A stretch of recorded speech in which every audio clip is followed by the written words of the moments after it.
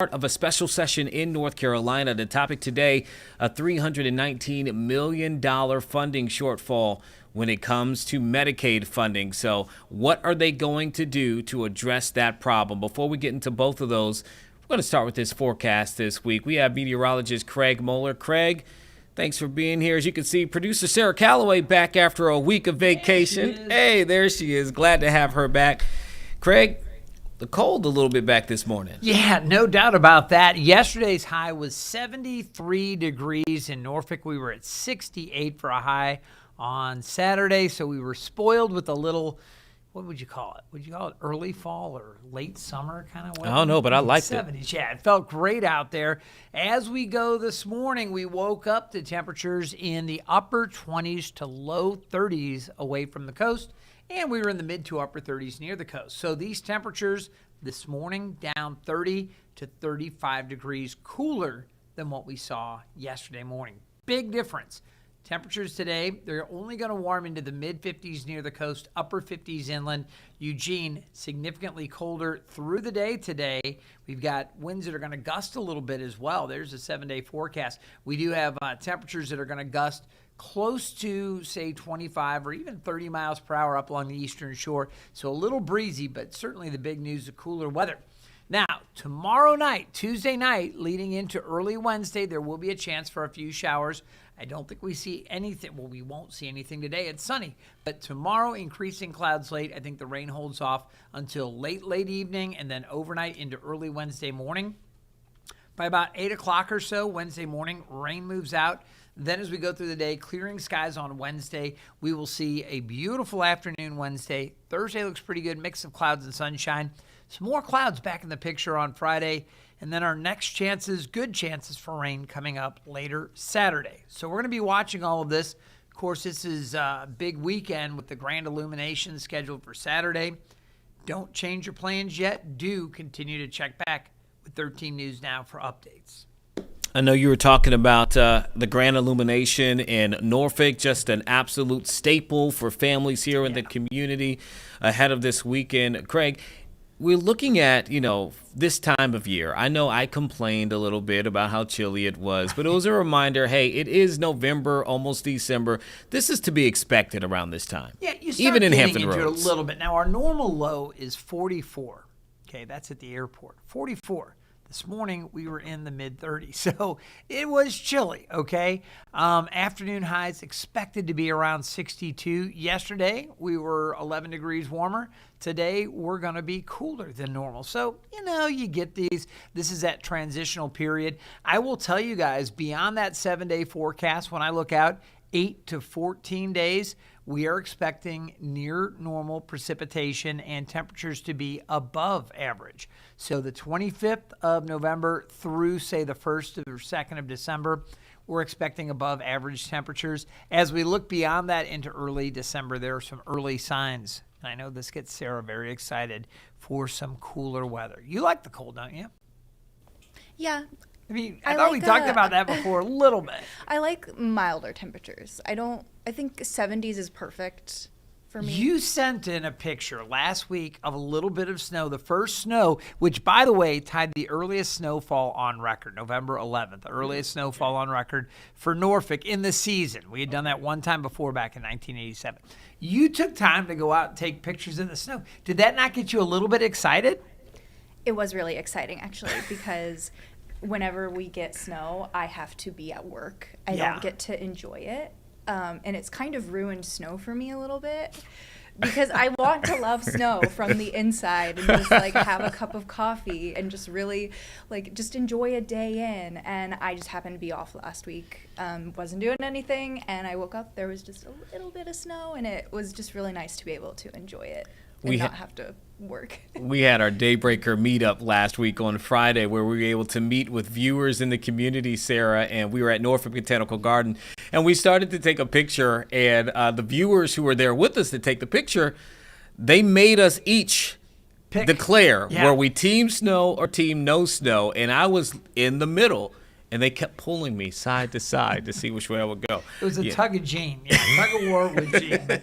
A lot of people feel differently about it. It's fun to see. You just kind of unpacked a little bit on the news coverage side of these storms. I'm the same way. Like, I love to just appreciate a good snowfall or a good thunderstorm without worrying about it. But once that weather, starts to rattle the shutters and we start to get the treacherous conditions, we're always back hard at work with news, making sure everybody knows what's up.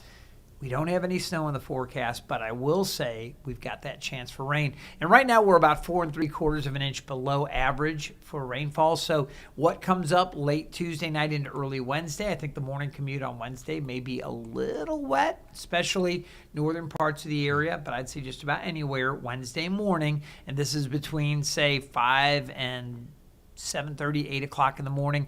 After 8, we're going to see clearing skies, and that's why you've got that symbol up there. And I put up 25%. I mean, overnight, the rain coverage probably around 40%, but because it's out of here so early, I didn't want people to think, okay, it's going to be wet. It won't be for most of Wednesday. We just deal with a wet commute.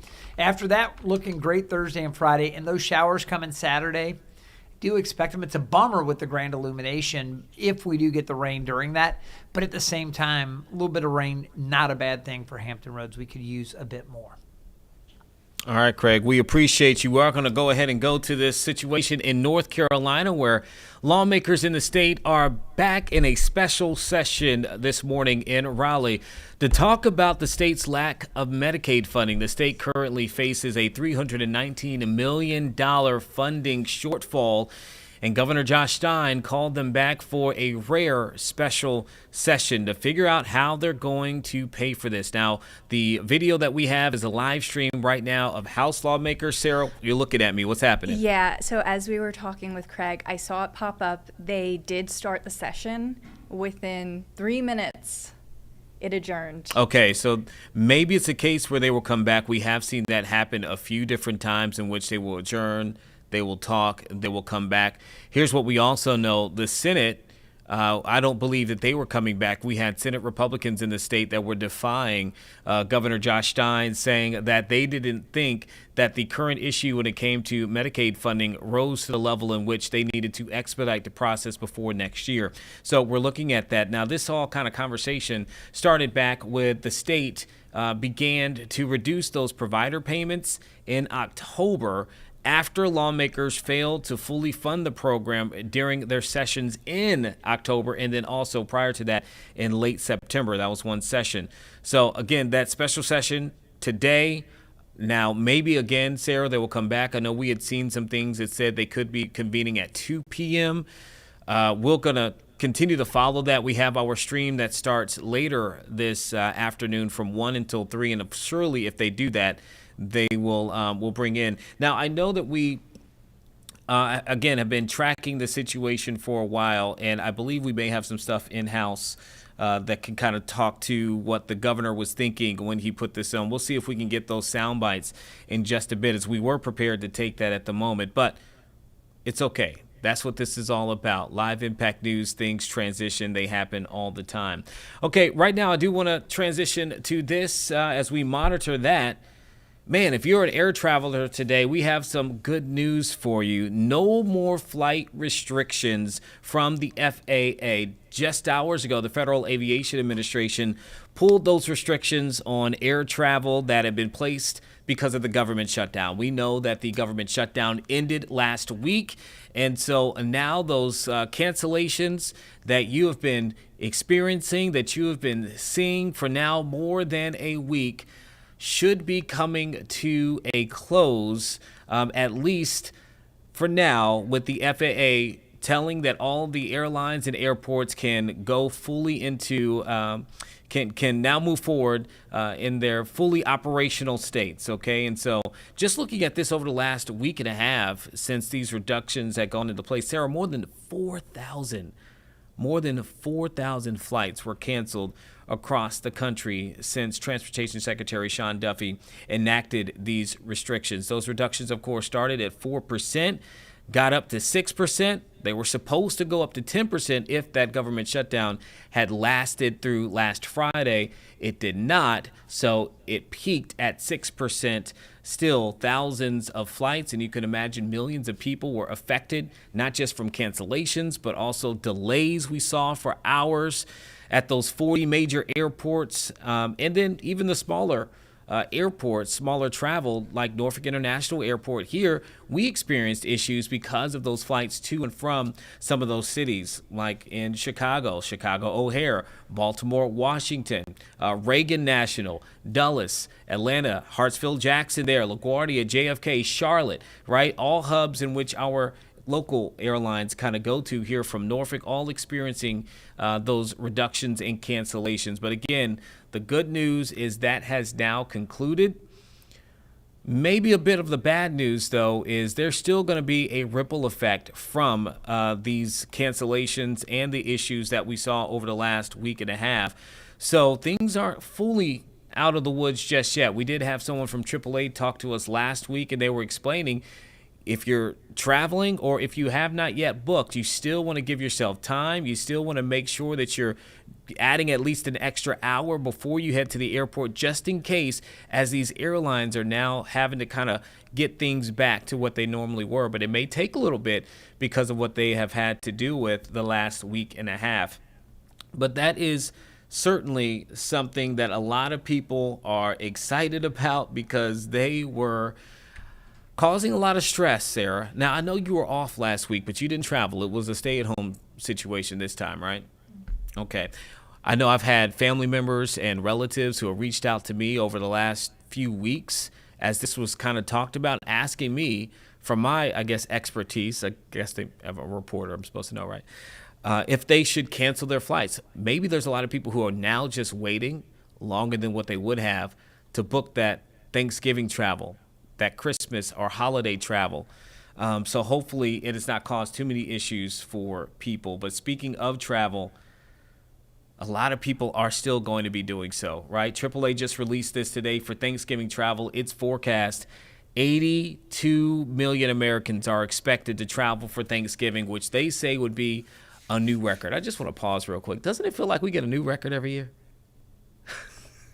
I mean, since I feel like there was a line drawn in the sand between pre-pandemic travel and then post-pandemic travel. Facts. And so now I think we're finally seeing travel if like meet where it was before the pandemic, or if not surpass that now. Okay. So yeah, it does feel like it's a new record. It does. And it's crazy to think too that we're reaching the record, a new record, right behind what we were just talking about, right? There are so many people, we got so many people reaching into the newsroom that we've reported on as well, that were really just worried and kind of holding off on booking travel because of this. People that were going to hit the road instead of taking to the skies.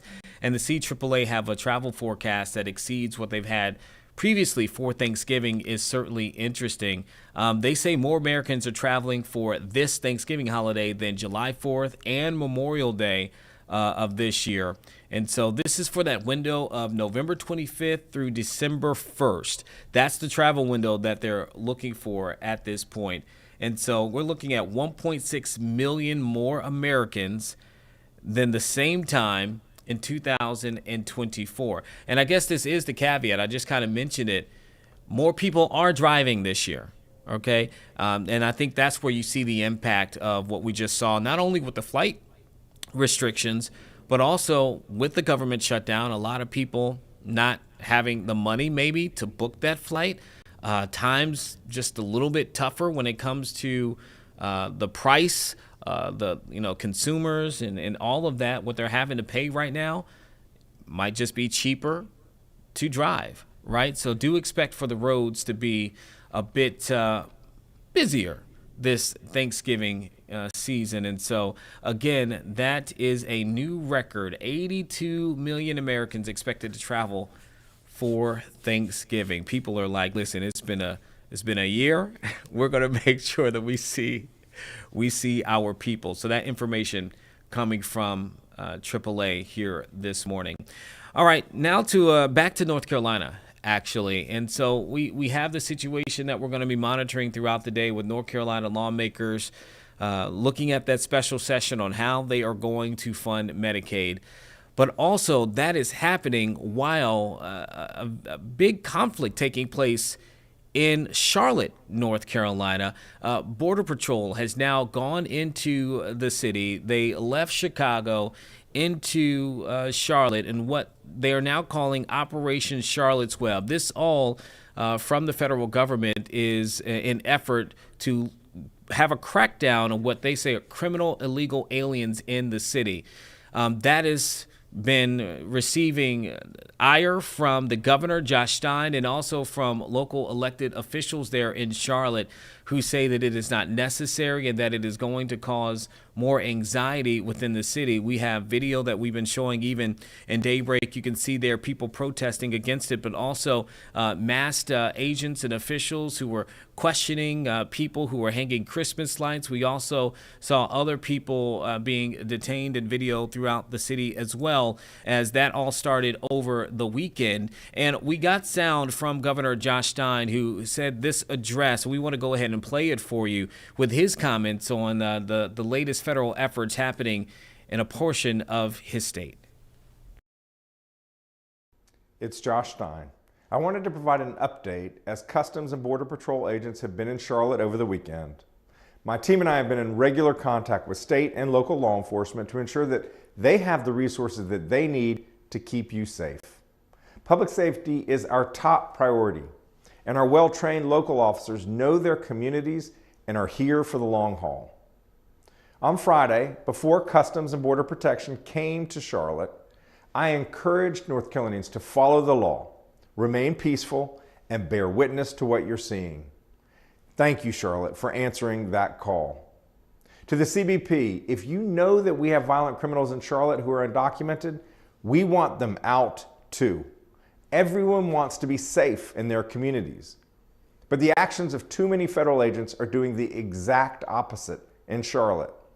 We've seen masked, heavily armed agents in paramilitary garb driving unmarked cars, targeting American citizens based on their skin color, racially profiling and picking up random people in parking lots and off of our sidewalks, going after landscapers simply decorating a Christmas tree in someone's front yard, and entering churches and stores to grab people. This is not making us safer. It's stoking fear and dividing our community. I want to say a word about immigration. We are a nation of immigrants, and our state and this country is stronger because of our immigrant communities. Unfortunately, our immigration system is broken, but rather than fix it, the federal government continues to play politics with it. It is long past time for Congress to act. We need strong borders.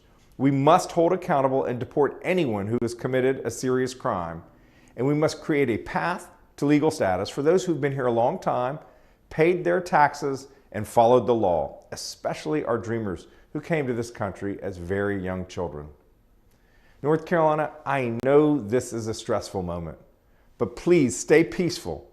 And if you see something wrong, record it and report it to local law enforcement. That's what we can do for our neighbors to keep each other safe. That's the North Carolina way. Thank you. So you were just listening to North Carolina Governor Josh Stein, and you can clearly hear him say that he does have questions when it comes to the Border Patrol agents being in the city of Charlotte. I want to read to you a statement from the Department of Homeland Security, a spokesperson there, saying we are surging DHS law enforcement to Charlotte to ensure Americans are safe and public safety threats are removed. There have been too many victims of criminal illegal aliens, and President Donald Trump and Secretary Kristi Noem will step up to protect Americans when sanctuary politicians will not. Again, there have been videos that have been sent into news stations of people being detained. At this point, ABC News reporting from their sources that there have not been any major clashes with local police or people in Charlotte, but you can see people did protest as they heard that this was going to be coming on the way, first confirmed through a sheriff there within Mecklenburg County late last week, after we learned that they would be removing most of their presence out of that Chicago area where they had been for more than 40 plus days for an immigration crackdown effort in Illinois, okay, which also was met with a lot of clashing opinions from its governor and from the mayor of Chicago and protesters there in the city of Chicago and the surrounding communities. Just last week, too, we did hear from a lot of local officials there leading up to this. We recorded on that press conference so you can hear the people who have their boots on the ground there, what their concerns and what their questions are as they learned that the Border Patrol would be coming into Charlotte. We want to play portions of that so you can hear from them and they can speak to their concerns, their questions, their thoughts on the matter. Because we do not want ICE here. We do not need to have Border Patrol. As I've already said, I'm not quite sure what border we're patrolling here. Are we patrolling Rock Hill or South Carolina? We don't have borders here in North Carolina that need to be protected. We don't need to be protected from Virginia, Tennessee, South Carolina. And I'm sorry, but people are not joining us in Wilmington. So there's absolutely no reason for us to have ICE, to have Border Patrol here. This is a safe city. Our crime rates have gone down since the previous year. This is just another something out of the playbook. When you look at Washington, D.C., the National Guard was picking up litter. So if they want people here to help us pick up litter, I think we've got that covered as well. We don't need people here to help us clean up our city. We can take care of our city. We can take care of our own. In 2016, when there were protests, we had a Democratic governor, imagine that, and a Democratic mayor. And when they thought that things were too much, they actually called in the National Guard. No one here is called in the National Guard. No one here is called in Border Patrol. We know how to take care of our city. We know how to protect our city, and we simply do not.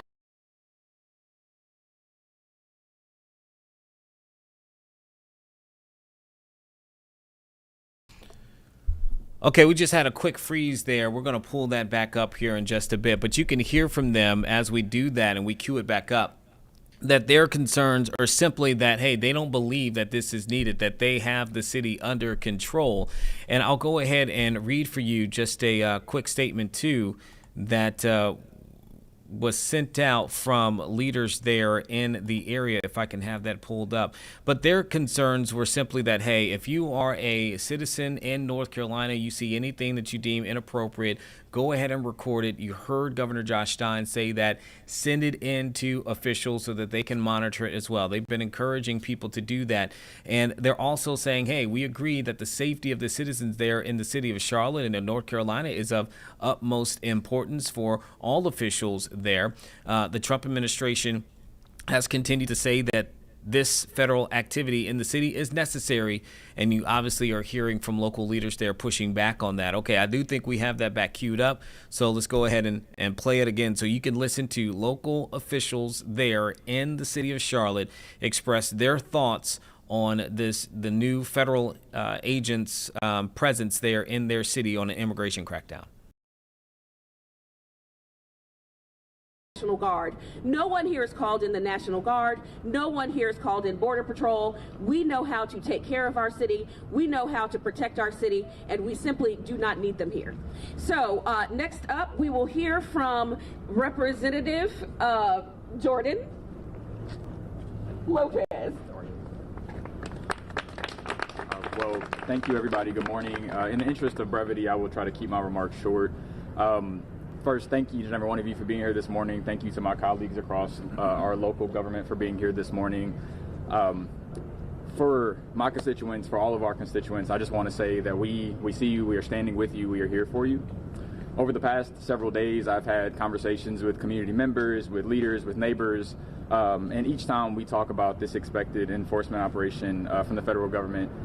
And I'm speaking to people across all races, across all backgrounds, across legal statuses, and the common denominator is fear and concern. We've seen what has taken place in other cities across this country when the federal government gets involved. We have seen the undisciplined agents pointing weapons at unarmed civilians, the indiscriminate rounding up of civilians who are sleeping in their homes in the middle of their night in Chicago. We have seen the worst of law enforcement. And as a lawmaker myself, I know laws must be enforced, but the how matters.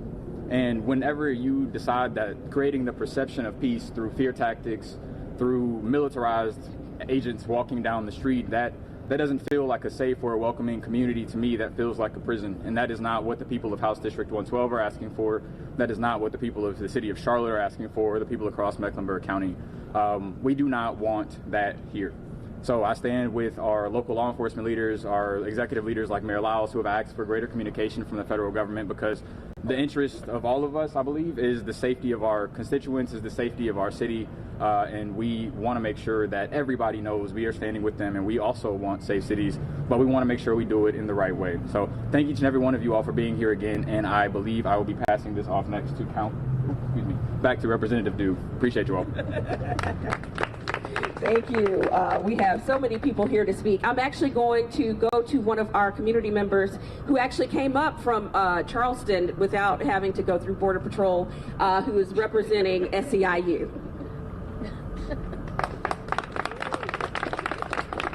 Good morning, my brothers and sisters. It's a good morning to be here on this chilly morning, but it's an exciting morning to be here. Travel from Charleston. My name is Nisi Brown. I am the union representative for the North Carolina area. I represent the workers here in North Carolina, and I came to stand in solidarity with our politicians, our community leaders, our working families, our children, the entire Charlotte community. I actually want to say that I'm a union leader that believe in making it clear that our priority is to protect our workers, no matter who they are, no matter the color of their skin.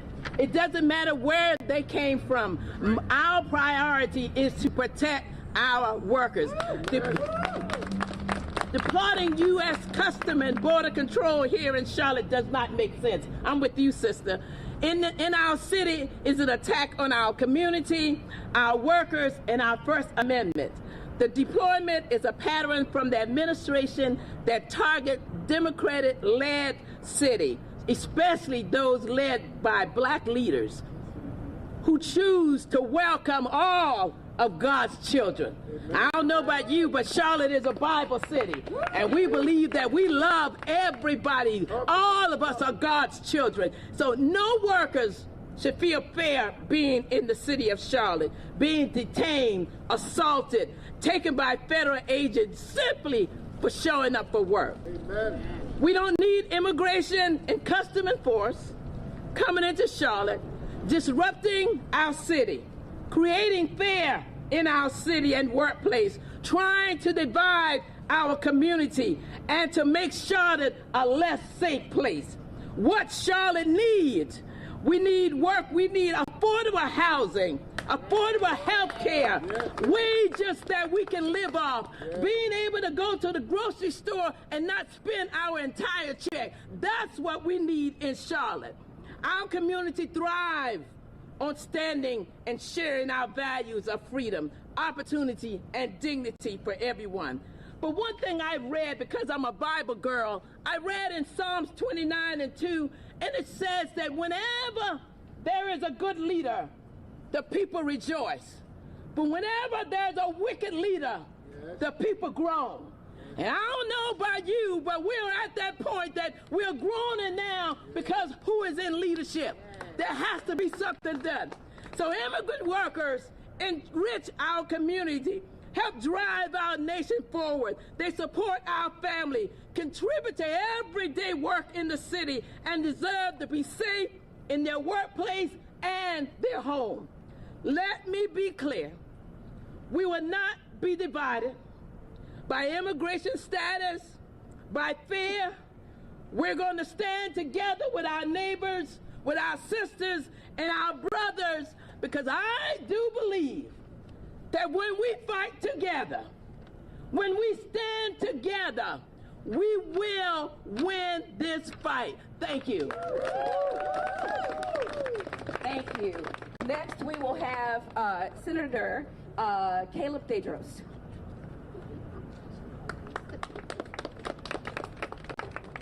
Thank you. Hello, everyone. My name is Caleb Tedros. I represent some of you all in the state Senate. We're in my district right now.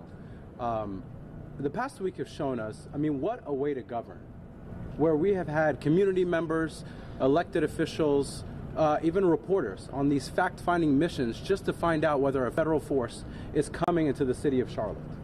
The number one word you're all going to hear in the next few months when it's time to campaign is going to be transparency. What part of this governing has been transparent? What part of this entire process has been fully shown so that community members know what's going on? And I understand what these community members are going through. Myself, I'm from an immigrant family. My family is originally from East Africa. So outside of dealing with the constant plight in this country of an affordability crisis, outside of the anxiety of not having somewhere where you can afford to live, you now have to have an anxiety about a federal force coming into Charlotte and you not knowing what they're going to do, you not knowing what's going to take place. The only thing you have to go off of is Twitter announcements and rumors about what's going to happen in Charlotte. That is not an effective way to govern. It doesn't take a president to know that. Excuse me. And we've seen that here even at the local level. A North Carolina State Senate and House of Representatives where we still don't have a budget. The only state in the United States of America with no budget. And of course, to take attention away from this, you have authoritarian, you have sort of these political fiascos to take attention away from that. The fact that we don't have a budget, the fact that people's health care is doubling and tripling. So what do? You have fiascos like this. You have political theater, and you have constant and new anxiety you're introducing to the public. Folks in Charlotte are not going to be made safe by this. What if you care about actual safety, you care about fully funding our police officers, you care about additional money spent on mental health resources, you care about additional resources for our public safety programs. That's how you push back against public safety. That's how you help folks. You pass a budget, you help folks with health care. You don't rely on sort of fear tactics and lack of information to hit folks at the local level. And that's what you see folks are fighting against. It's the lack of transparency, the lack of everything you all are going to hear on the campaign trail in the next few months when these people come out and talk about the great job or their lack of. And so I want to thank you all. I want to thank the speakers here and community members. I mean, it takes a lot of courage to come out here and speak your truth. And that's something that the city of Charlotte and the state of North Carolina is going to continue to do. Thank you. Thank you. Next, we will have Cameron Pruitt, who is with us from the Freedom Center for Social Justice. Thank you. Good morning. Thank you all for being here. You know, we are 14 days into the month of November, 2 weeks from Thanksgiving, and folks still don't have their SNAP benefits. We are sitting in a city where people are planning and trying to gather together to put a turkey on the table, to bring their family members, asking them to come home and travel and be with them. But now this weekend, we have to worry if families are going to be separated and torn apart. And so as a Christian, I pray that everyone looks into their hearts and asks, what would you do if this was your family? What steps would you take? What would you donate? What would you volunteer? How loud would you yell in the streets? And so I'm asking you to do that, to stand with the Carolina Migrant Network, to shop at immigrant-owned businesses. Charlotte East has a full list. And to peacefully and prayerfully and with moral clarity take action in this moment. You have heard from speakers, this will not make our people safe. This is not a targeted action. We have seen Border Patrol use helicopters on civilian buildings and not apologize. This is not about legal status. This is about the color of someone's skin, about where they come from, and about causing fear and division. So I ask everyone, take action, stand together, take action, stand together, pray, and we will get through this. Thank you. Next, we will have Jonelle Coswell, who was a part of the chair for the International Cabinet, also worked with International House, and is also an immigrant herself. Thank you, Representative Dew. I don't know, maybe this isn't working. Hello, everybody, and good morning. This is a very, very dire time that we're gathering here today. I'm a proud immigrant, I'm a proud Jamaican American, and I have been a part of this community for over a decade. The immigrant community in Charlotte is vibrant, productive, and contributes over $1 billion of spending revenue each year to this community. Immigrants not only bring their culture and diversity, but we help to make this community prosperous and a healthy economic ecosystem. I have recently been grieving the loss of a very, very dear friend. And I can only imagine that this kind of grief, this kind of sorrow is only, I can't even describe what families must go through when they come home to find family members gone, missing. It is one thing if you are going after criminals. It is one thing if you're going after people who have broken the law. To take someone with no due process, this is not democratic, this is not American, and this is not Charlotte, and this is not this country. Now, our community is strong, and it is made stronger by the presence of immigrants and the international community. Amen. We need to stand together, and we need to protect our community members, because they do not come here to rob, do not come here to steal. They come here for a better life and to make this community better by working hard and participating and volunteering, just like myself. We need to stand together, and we need to protect our community members. And we have to say, no, this cannot happen, and we need to defend our democracy and make sure that there is due process. Thank you so much.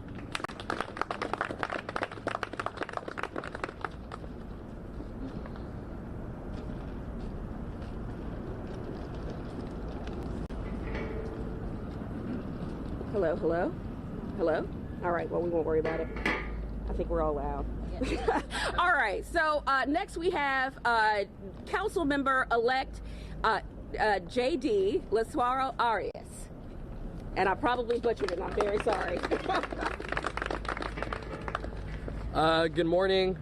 My colleagues will have to forgive me because I can talk a lot. And I have to say things in English and in Spanish because this is personal. Amen. I know what fear feels like. I know what it feels like to have it in your bones.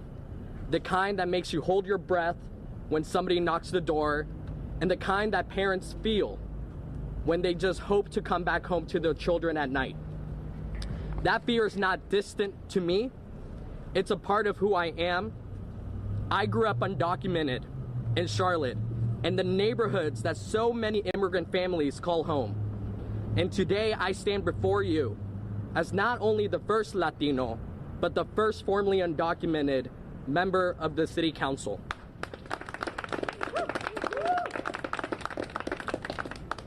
Yesterday, the Sheriff's Office confirmed that CBP will be in our city.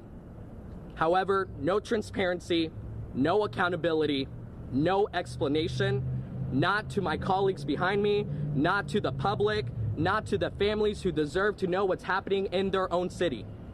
Let me say this clearly. This is not about public safety. It is not about finding criminals. It is about fear, it is about quotas, and it's about control. When federal agents enter our communities without warning, without cause, and without humanity, they are not keeping us safe. They are terrorizing our neighborhoods. And we do not welcome our communities being terrorized and attacked. Our Queen City will not become a staging ground for fear. Amen. We will not confuse cruelty with safety, and we will not allow the politics of intimidation to define who belongs here. We saw this before in Chicago, where federal actions left families broken and trust shattered, and we will not allow Charlotte to follow that same path. CBP is not the same as ICE, but both agencies have operated without transparency, without oversight, and too often without humanity. Let's be clear. The CMPD is not participating, has not been asked to assist, and has no authority to intervene. But that does not mean we are powerless. We must act, we must use every tool within our moral and civic power to protect our residents, and we must make it clear that no city property, no local resources, and no taxpayer dollars will ever be used to help carry out these operations that terrorize our people. Charlotte's immigrant story is a global one. From Colombia and Mexico, to the Congo and Ethiopia, to Vietnam and Nepal, to Ukraine and Albania. When you attack one of us, you attack all of us. When you criminalize migration, you criminalize humanity. We must lead with courage, we must move with urgency, and we must protect every person who calls this city home. We will not wait for permission to do what's right. We will not stay silent while fear spreads, and we will not let federal agencies decide who belongs in our city. And to our immigrant neighbors, you are not alone, you are seen, you are valued, and you belong here. Charlotte's strength has never come from fear. It has come from faith in one another, from the courage of those who built this city with their hands, and from the love that binds us together.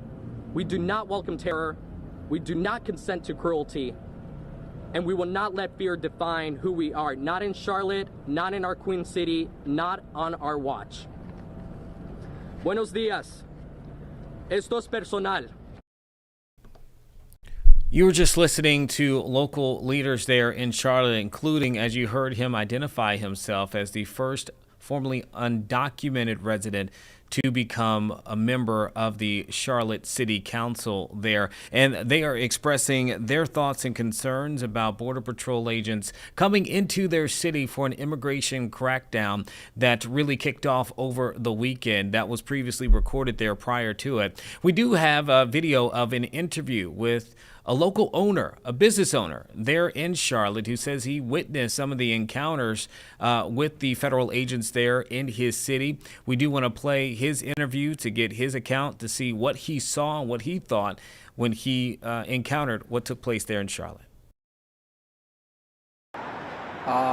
This past Saturday, I was walking here at this avenue, and then these unmarked cars just approach just four guys jump out from the car and threw pedestrians down to the floor, and all of these people could be customers from my bakery. And then these cars start coming here to my parking lot as well.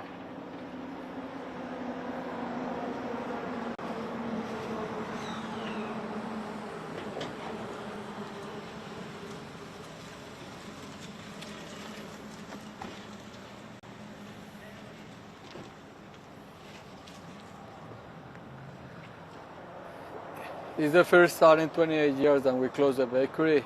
The only time that we had closed it was a few hours when the founder passed away in 2014. So I decided not to risk my customers, not to risk my employees, and not risk myself and my family. That could be myself, my wife, or my kids who were working on the streets, and they just turned down to the floor like what I saw. So it's too risky, and I don't want to carry on my shoulders the heaviness of maybe a kid to lose their father or their mother because they were on their way to the bakery to get a cake.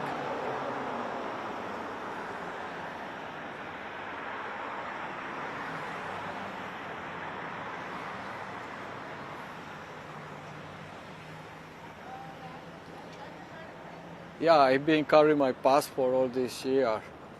And nowhere in the Constitution says that as an American citizen I had to carry my passport to show that I'm an American citizen. But because the color of my skin, my race, my accent, and I feel that they are profiling me, and I don't want to go through all this process like we have seen and like what I saw, getting hit on the floor, and 10, 20 minutes later, threw me to the street when they realized that they found out I'm an American citizen.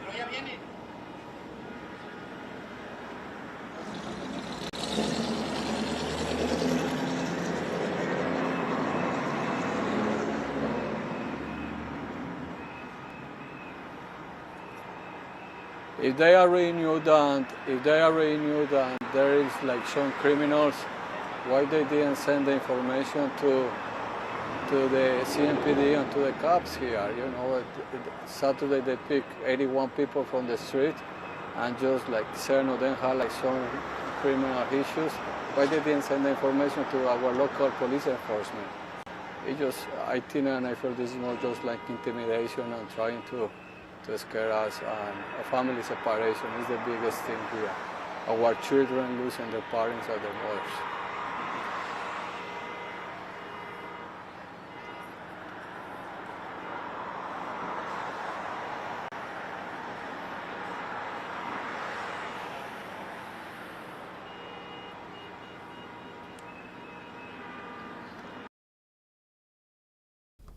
You were listening there to a business owner there in Charlotte who says he has closed his doors at this point, at least temporarily shut down, after he saw and witnessed people being stopped by Border Patrol agents just steps from the storefront. That is the owner of a beloved Charlotte bakery. His name is Manolo Betancourt.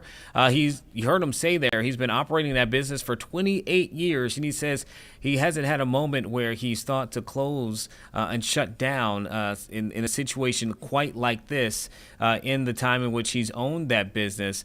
He said he saw people throw individuals onto the street. He says that they didn't ask them what their status was, and that is what kind of triggered for him the concern that led for him to do this.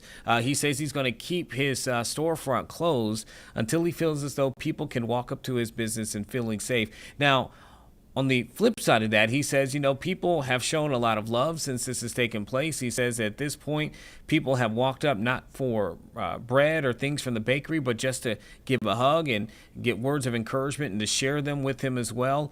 And so he's not the only business along that corridor that has been hosting conversations. I'm looking at reporting from our sister station there in Charlotte, WCNC, which has been following all of this very, very closely.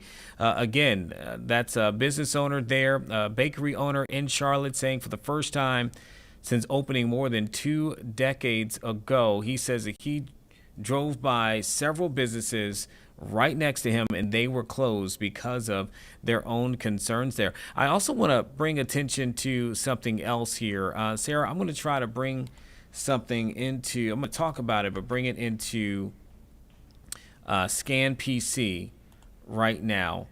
This is a post that was put out by Border Patrol agents, and I want to make sure that we have this because it's a situation they say has taken place since all of this took place. Hold on 1 second here so I can get us queued up. I just want to make sure I have the right information available to us. Here we go. Sarah, you'll see it in just a moment once we put it into the system. It is a X post on X, the social media platform, by Homeland Security about a situation that took place over the last few days here. This was actually posted yesterday evening. And so I'm going to, you see it there, Sarah? There we go. Okay.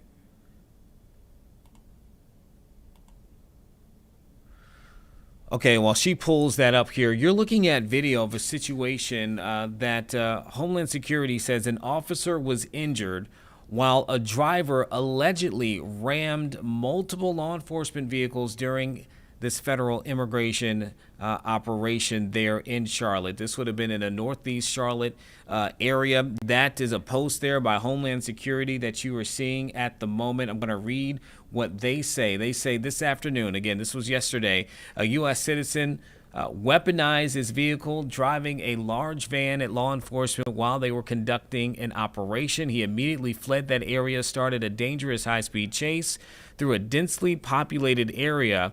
During that chase, he attempted to ram into law enforcement vehicles, posing a serious public threat as agents were boxing him in. He said the driver proceeded to ram law enforcement vehicles in an attempt to escape. When the driver was arrested, a firearm was found in the vehicle. One law enforcement officer was injured. The perpetrator has prior arrests for resisting law enforcement, according to Homeland Security. So a few things that we learn in that off the bat. We learn again that an officer was injured when a driver allegedly rammed these multiple law enforcement vehicles. What we have there is at least part of what Homeland Security says is a part of the chase.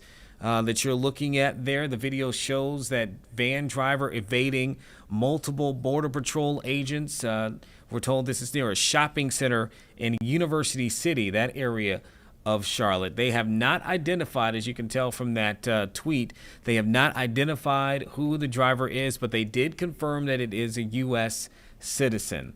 Okay, so apparently what we know that this all became a high-speed chase that went through that area before that person was taken into custody, and that this person allegedly had prior arrest for evading police. And so that is a situation, obviously, we're going to continue to follow and look for more information. A big thing also to keep in mind with that, DHS agents say that they found a gun in that vehicle also. Okay, that's looking at the situation in Charlotte. We're going to continue to follow that, but right now we want to go to a forum taking place where we have Health and Human Services Secretary John F. Kennedy Jr., who is speaking on food allergies. We've been learning that some of this forum has been hitting on various types of food allergies, including peanut allergies, which he has been very vocal about his concerns with, from what he says, an increase in food allergies, particularly amongst children and people over the last several years. So let's go ahead and listen in. Again, we have RFK Jr., who is speaking at a food allergy forum right now. Priority, even as it now impacts nearly 10% of the population. I mean, that is, it's an interesting question. I think the answer to that question is that the public health agencies have been focused on infectious disease rather than chronic disease. And a lot of the chronic disease, particularly those that have gone epidemic since 1990, when we saw this huge explosion in chronic disease, have been at least comparatively underfunded or disproportionately underfunded by the public health community. I mean, to me, the interesting question is, why aren't we trying to figure out what's causing it? Because, you know, when I was a kid, I never met anybody with a peanut allergy. I had 11 siblings and around 70 first cousins, and I didn't know anybody in my school. I went to a bunch of different schools, to camps. I just didn't know. I never heard anybody with a peanut allergy. And Heather Fraser, in her book on the peanut allergy, says that the epidemic began in 1990. And prior to that, if you look through the scientific literature, it's really difficult to find anybody even mentioning or studying it. People just weren't studying it because it was not an issue. And so the year 1990 is interesting also to me, because when Congress asked EPA to tell Congress what year did the autism epidemic begin, the EPA scientists came back and said it's a red line, 1989. And prior to 1989, it was, in the 1970s, we did the biggest studies on autism, actually the biggest epidemiological study in history. And it found an incident rate of 0.7 per 10,000, so less than 1 in 10,000. And then by, the mid-90s, 1990s, it was going up to, 1 in 600, et cetera. And then, now it's 1 in every 31 kids. So the question is, why aren't we asking, and why aren't the public health agencies asking this question, what's causing it? This is an epidemic, and epidemic genes don't cause epidemics. They may provide a vulnerability, but you need an environmental toxin. And so why aren't we trying to identify the toxins that are making our kids sick?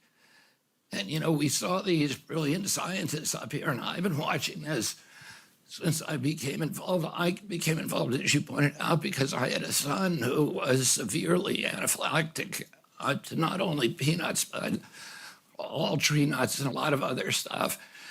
He made, I think, 22 emergency room visits by the time he was 2 years old.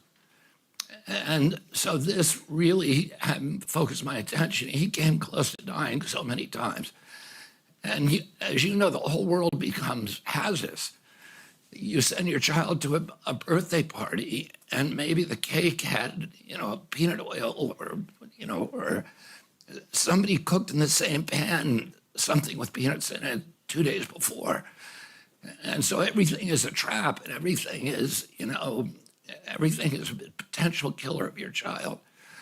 I really focused my mind on it, but and I was focused on, okay, what are we going to do to treat it and to prevent him from getting sick? And I also, my mind immediately went to the place of, why is this happening? 5 of my 7 kids have allergies. What happened? Something happened. And it appears to have happened somewhat time around 1989, 1990. So you have to look at an environmental toxin that became ubiquitous during that year across all the different demographics, from Cubans in Key Biscayne, Miami, to Inuit in Alaska.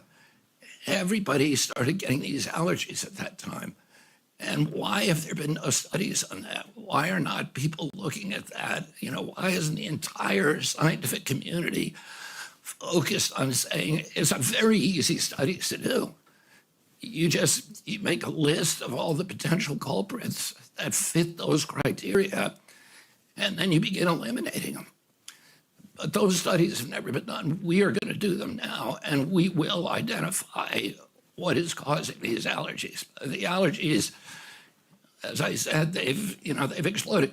CDC, they were so rare that CDC did not even start counting them until 1997. It's just an obvious question. And we have an institute. I wish I was supposed to watch Jay speak. This program was running a little late, and I have a really tight schedule today. But in his agency, there's a sub-agency that was run by Anthony Fauci called the National Institute for Allergic and Infectious Diseases. It's supposed to study allergic diseases. And my question is, why didn't they immediately look on this and say, why are there suddenly all these kids with these allergies? Food allergy has been proliferating, and it's very much a public health crisis that has flown under the radar. So I'm so excited that together we can really shine a spotlight on what needs to be done to change the course of this disease. You've said that thanks to President Trump's commitment to make America healthy again, your leadership at HHS has delivered more public health wins than any previous administration. Can you walk through some of these successes, especially as they relate to food? Specifically with food. I guess one of the most important things is the GRAS standards. GRAS standards, the acronym GRAS means generally recognized as safe. And when the FDA began regulating food in the 1940s, they were regulating contaminants in food, since Upton Sinclair did his book, The Jungle, in the 1920s, and FDA was started as a result of that. They began regulating ingredients of food in the 1940s, but they said, well, we don't want to regulate ingredients that have been around forever, like wheat and flour and yeast and sugars. So we don't want people have to do new sets of studies on those kind of foods, because they're proven, they're generally recognized as safe. So they developed that category. And if it is an ingredient that's been around for a long time, we're not going to force you to do the studies. That category, as the agency became captured by the food industry, that category was hijacked by the food industry, so that and every new ingredient that was developed by any food company was automatically generally recognized as safe. And the burden of proving the burden fell on the consumer and the government to prove harm if you didn't want the ingredient in the food. And the government doesn't have the money to do those tests.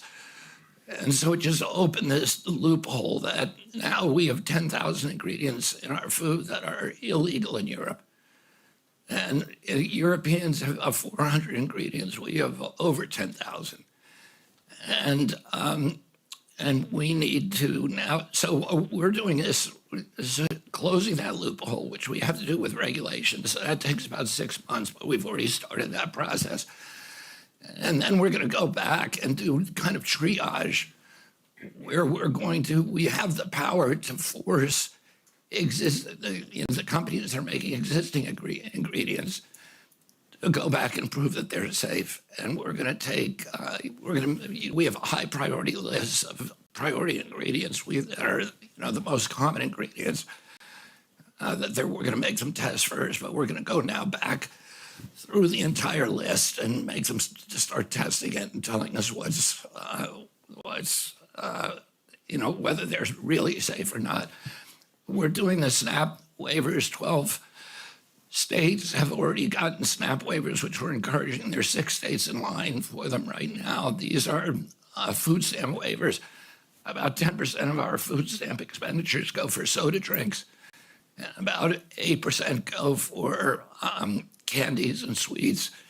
And so we're giving the poorest Americans diabetes from when they're little. And we are paying for the diabetes through Medicaid, so it makes no sense. And so the SNAP waivers allow the states to step in and say, in this state, we're not going to pay for soda drinks, we're not going to pay for food. Some of them are doing ultra-processed food and other things that are SNAP. So we're getting rid of the food dyes, all of the petroleum-based food dyes. We're doing that very quickly.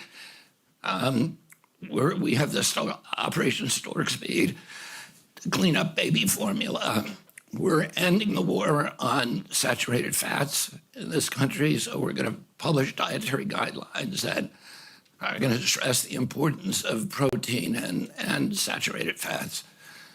And those will come out, I think, next month. And I think that will really revolutionize the food system in the country and the food culture in this country, because it will be implemented almost immediately in the military and, in federal institutions. And then next year, we're going to be very aggressive about getting good food into the schools, the elementary schools, the public schools of this country. Those are some of the things that we're doing. We have a list of 100, but time is limited. Well, you're moving at breakneck speed, so we're all appreciative of it. But you mentioned the military. 78% of our children are ineligible to serve because of chronic disease, and food allergy itself is an automatic disqualification from service. So food allergy touches on so many aspects of our society. When you spoke at the National Governors Association over the summer, you challenged Governor Polis on the root causes of peanut allergy specifically. Can you tell us a little bit about what you said in that exchange? Well, Governor Polis had advanced hypothesis about one of the causes of food allergies, a very popular hypothesis. In fact, it's one that Marty McCary talks about a lot, which is that maybe the peanut allergies are associated with the lack of peanut exposures to children.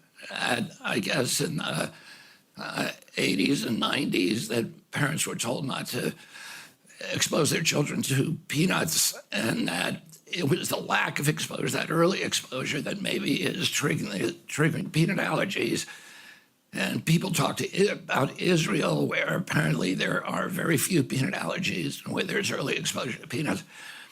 To me, that is not a convincing hypothesis, because number one, in my own personal experience was my house was so filled with peanut butter, and I was eating peanut butter 2 meals a day, and my wife, when she was pregnant, was eating peanut butter, and the kids were given peanut butter from as soon as they could chew food, and yet we still had peanut allergies in our house. And that's kind of anecdotal, but more importantly, peanuts really were not eaten by anybody until George Washington Carver came along, and really they didn't, there was no mass consumption of peanuts until after peanut butter was invented. That was in the 20s, and then, but really during World War I and World War II, it became a source of protein when there was, when there were restrictions on other sources of protein that people could get a hold of. And so suddenly you had a whole population that was eating peanuts, and yet there were no peanut allergies. It doesn't make any sense to me that a peanut allergy is just is from a deprivation of peanuts. There's many countries in the world that only started eating peanuts recently, and you didn't see huge waves of peanut allergy. So that doesn't make a lot of sense. I mean, one of the things that I said to Governor Polis is that we need to look at aluminum adjuvants in vaccines, which fit the timeline perfectly. The increase of aluminum is in lockstep, which began in 1989, which is in lockstep with the expansion of peanut allergies. We don't have the science to say this is an effect or not. Or maybe other things like, for example, pesticides that fit the same timeline. But those are the kind of things that we have to look at. The aluminum adjuvants are designed to increase the immune response and to hyperactivate your immune system.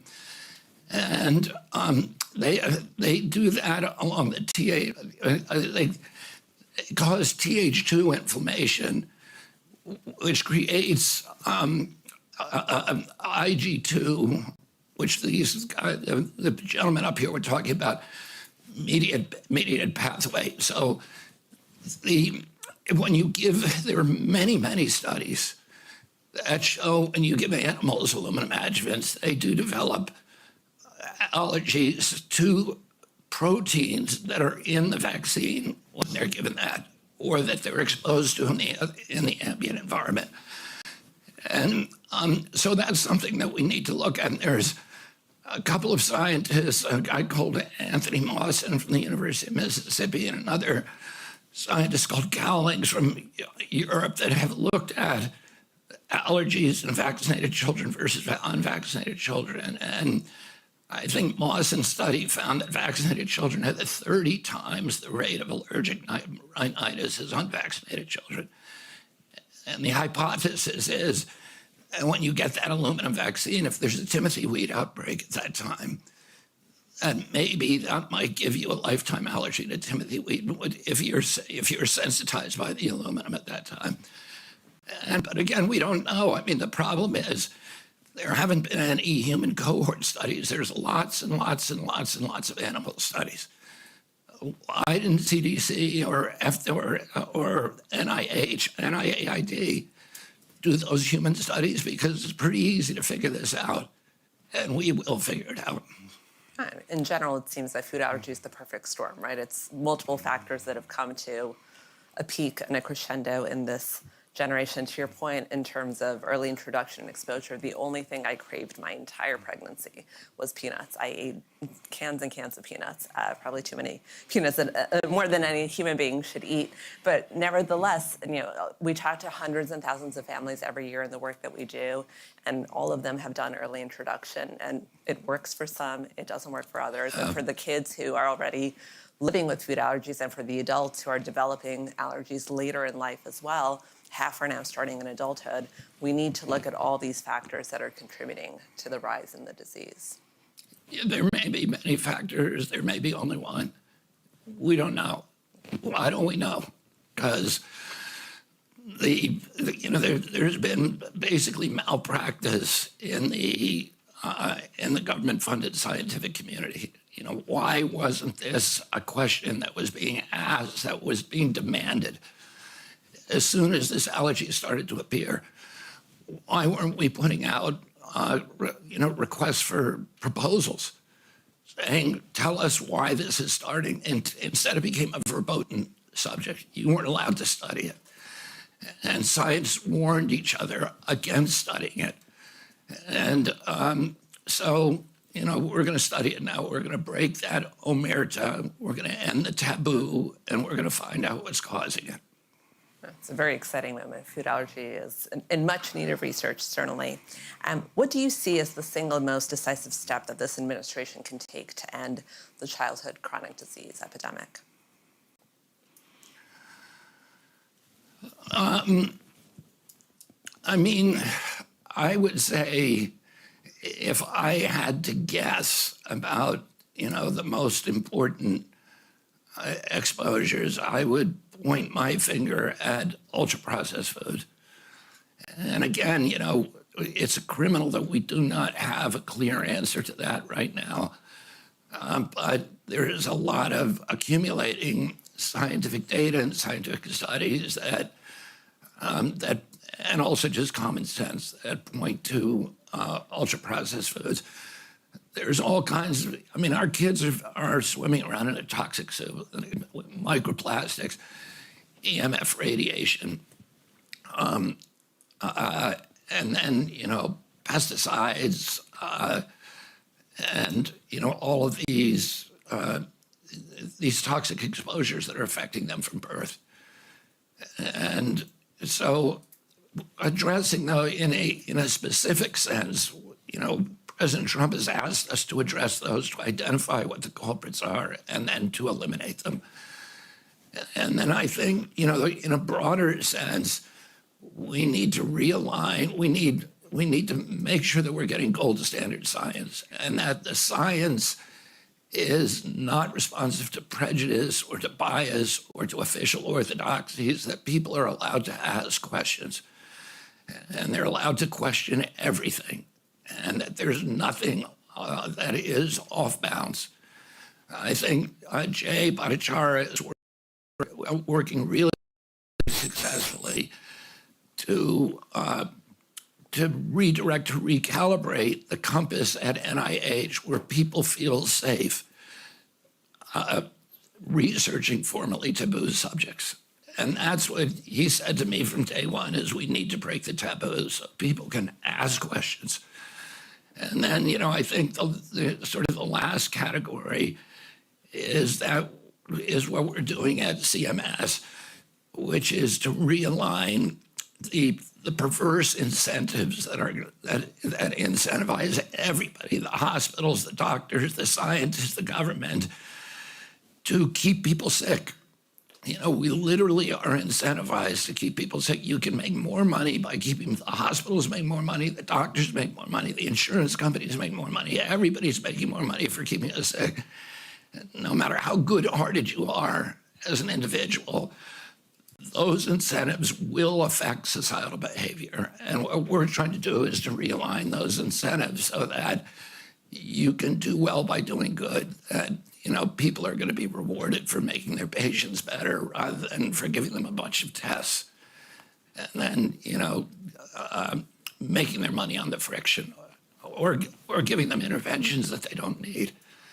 That we're all, incentivized to make Americans healthier. Absolutely. The economic impact of food allergy alone, every 3 minutes someone goes to the emergency room. 30% of food allergy moms are dropping out of the workforce, $30 billion on direct medical costs, and the list goes on and on. So I think if we start with food allergy, and really we talked earlier today in the program about gut microbiome health and thinking of food allergy as the canary in the coal mine for chronic disease that often presents in the first 2 years of life, earlier than many other childhood conditions such as autism, juvenile diabetes, asthma, et cetera. So if we can figure out what's going on with food allergy, crack that nut, no pun intended, I think it will have lifelong gut health implications. Yeah, and I think when we figure out the answer for food allergies, that there's a whole list of atopic diseases that exploded simultaneously in lockstep with food allergies. Eczema, or allergic dermatitis is called, it used to be called, which again, I didn't know anybody with eczema when I was a kid, and now, you have a whole generation that has eczema. Anaphylaxis, atopic diseases. And I'll say one thing about, the residual food proteins in vaccine, because the science suggests that aluminum alone will not cause allergies, but there are but when it's combined with a protein, if it's a latex protein or or a dairy protein or a peanut protein, that's when you get this heightened immune response. But in the 1990s, there were a lot of anaphylaxis cases suddenly exploding in Japan.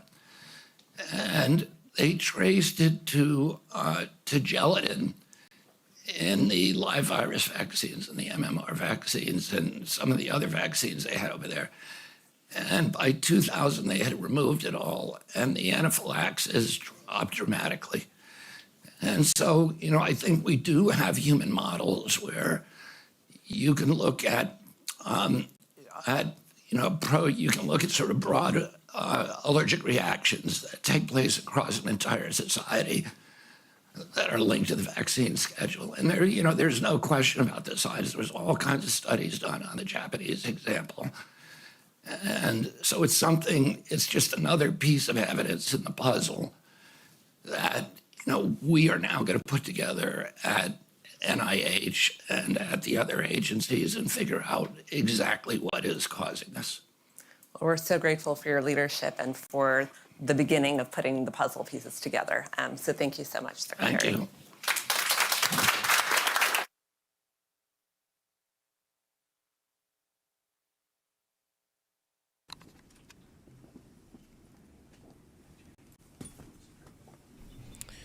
Okay, you were just listening to HHS Secretary John F. Kennedy Jr. speaking again on his concerns and what he is seeing when it comes to food allergies and other issues there as a part of that forum that is taking place, and we've been following it throughout. They've had various different experts who have been coming on, speaking on things such as peanut allergy and the increases that they believe that they've seen when it comes to that as well. They have another set of experts right now. I just watched them sit down there with the leaders there. Thanks for bringing that up there, Sarah. So it was interesting, obviously, to hear from him, to see what he's tracking and how they're planning on moving forward at this point. I do want to go ahead and switch our attention real quick now to North Carolina, Sarah. If we can just take that as I kind of transition us to this, what we're seeing at the moment with a funeral procession of a North Carolina officer who was killed in a shooting at a hospital. Right now, you're taking a live look over that location. In the moment, you can still see there is a long line of people who are waiting to get inside of this particular facility. This is in Raleigh, North Carolina, where this funeral is being held today for Wake Med police officer Roger Smith. He was killed just last week in a shooting. 59 years old last Saturday, November 8th. Police say that he was shot in the lobby of Wake Med Garner Healthplex there off of U.S. Highway 70. Right now, there is a man who faces murder charges. He's 29 years old. His name is Benji Martin Jr. In connection with this officer's death, authorities say that he was also shot during that altercation and is receiving medical care while in custody. Again, this is the funeral procession for Wake Med police officer Roger Smith, the 59-year-old killed in a shooting at the Wake Med Garner Healthplex just a week or so ago. Some of the funeral details at this point, there obviously are sections of the area there starting this morning that have been shut down as law enforcement escorts Officer Smith's casket and his family from the funeral home to what you were looking at right now. You can see the words Providence. That is Providence Church there within that community. We just missed a few moments ago. We got this live feed that has just popped up here. North Carolina State Highway Patrol Unit, they began that procession, and now they have carried that into the church as well. The funeral, though, is expected to start at noon inside of this church. I'm not quite sure if we will have any type of visual inside. I bring that up because every once in a while they will allow it, in which you can hear people share words about their loved ones, about the officers, about the fallen. So you get a better depiction and an image of who these individuals are, and it is a way in which sometimes we do allow for it to be heard so people can also pay their respects and honor the fallen. Again, 59-year-old officer there killed, Roger Smith, in a shooting at Wake Med Garner Healthplex there in North Carolina just a week ago. If we can get a shot on the inside as I take a quick look here at what you guys are seeing. If we can get a shot of the inside, of course, I'm trying to see if they will zoom in. I mean, you can just see just from the hats there, that looks like a long line, particularly there in the back there, of law enforcement. And you can imagine anytime something like this happens, we see law enforcement officers and agencies from not only in that particular state, but from across the country who will travel to pay their respects for one of their own. And it seems as though that is the case here as well, as you see that line of people walking into Providence Church in North Carolina, wanting to share their love and respect for this fallen officer at the moment. Again, I just wanted to make sure that we brought that to you, that we could show it to you. If we get any shot on the inside and we look at it and there's someone speaking from a podium, we find that to be appropriate in the time to go back to it and let you hear the words of their loved ones express more about who Mr. Smith is to them and what his sacrifice and his service has meant to that community. So just wanted to bring that to you at the moment. Okay, Sarah, I know we're thinking about having meteorologist Taylor Stephenson come back in at some point too. I know we're waiting for her.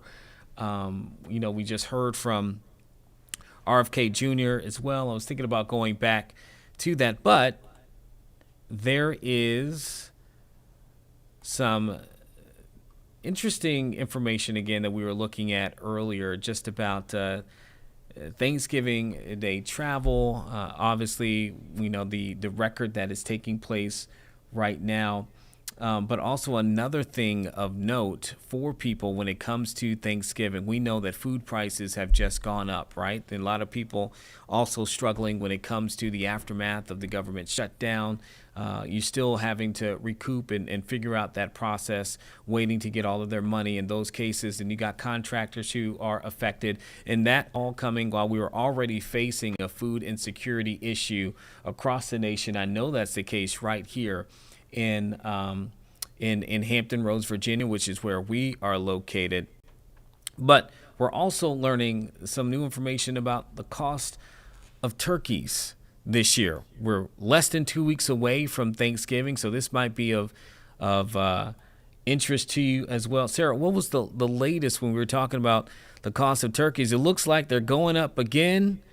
The gobble's going to take a little bit more, and we actually do have some sound from who is this from, Sarah, at this point? You're going to hear from the CEO of Butterball. So Butterball turkeys, pretty popular this time of year. So he's just talking about the trends. So he's talking about the trends that people are seeing ahead of the holiday. Okay, so we're going to listen to the CEO here, and then on the back end, after this, we'll share some news that the president put out just over the weekend to kind of help with those food prices. Well, we're certainly very fortunate that the retailers use the turkeys as a way to get more shoppers in their stores. So there really is a very, very good value for those consumers. We're seeing prices very similar to what they were last year, and even going back a few years, you've heard some retailers talk about their prices being lower or the same as what they were maybe 5 years ago. So we're glad to be a part of that, and fortunate that we can help pass on a real value to the consumer in such an important meal for the year for them. We talk to consumers every year, particularly prior to the holiday, to try to get a good understanding of what their plans are for Thanksgiving. And what you've just said is exactly right. They plan on celebrating the holiday. 89% of those that we talked to said they will be celebrating Thanksgiving this year, and 84% of those will have turkey at the center of the table. That's consistent with what we've seen year over year. People don't want to compromise when it comes to what they're actually having on their table, and specifically around the turkey. So certainly great news for Butterball, great news for the turkey industry. And again, with the prices the way they are, with what the retailer is offering to the consumer, it's an incredible deal, very economical protein for people to serve, and quite frankly, probably one of the least expensive meals of the year when you consider all of that. So we're very happy to see that the consumers, staunchly behind the holiday. We're expecting about 9 to 10 guests per Thanksgiving meal, which is great. We're seeing numbers up. People are looking for opportunities to get back together, spend time with their friends and families, and we're just very happy to be part of it. Yeah, fortunately, we actually bring in very few items from outside of the U.S. Our primary cost components are exactly what you mentioned: the corn and soybeans that we use for our feed programs, and those are domestic. So we're actually able to help out the American farmer in that regard. We consume a lot of what they produce, which is great. But fortunately, we don't have a lot of impact with regard to materials coming into the country. So we're one of those industries that has been impacted very, very little because of that, which is great. We can, again, help control our costs and pass that on to the consumer.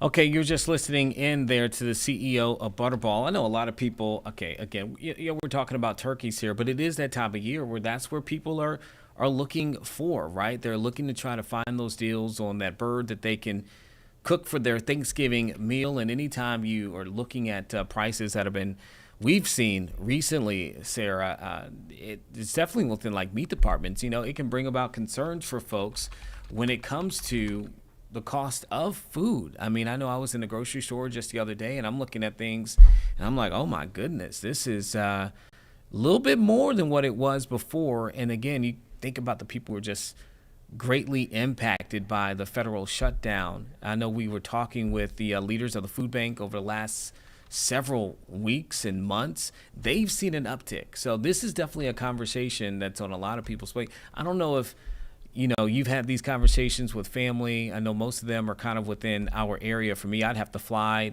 to see mine. But it is something that's been on a lot of people's minds.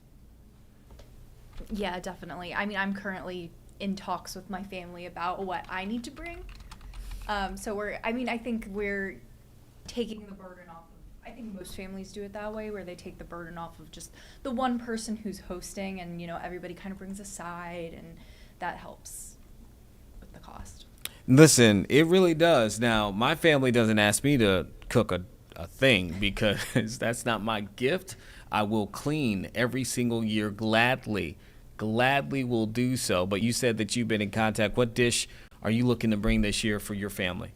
Well, so I am working on Thanksgiving Day. And so I just was like, I'm going to do something a little bit easier. So I think I might just do deviled eggs, which I know aren't necessarily like a traditional Thanksgiving dish, but it's really easy for me to whip up, and I feel like everybody loves deviled eggs. So I'm going to do that. It's either that or mac and cheese. So we will see. I just need something easy that I can get done right after work, put together real quick so that I'm ready in time for Listen, dinner. In my family, if you are trusted with the mac and cheese, you are held in high regard because that is a very important dish for Thanksgiving. If someone says we want you to prepare the mac and cheese for Thanksgiving, you have to understand there's going to be a lot of eyes on you at my family. So we just give it to the same people every single year. It's been my auntie. Well, now it's just my auntie at this point. She kind of has taken over the last several years with that dish. Nobody else has touched it. And it's just because some things will drive a wedge between family, and having mac and cheese that don't work in this household, that's a big thing. So kudos to you, man. And so here's as long as I'm not in charge of the turkey, I haven't hit that level of adulthood yet where I'm like, I can handle the turkey. You feel like that's for mature people. Yeah, like as long as I don't have to do the turkey. I'm also not even much of like a turkey person.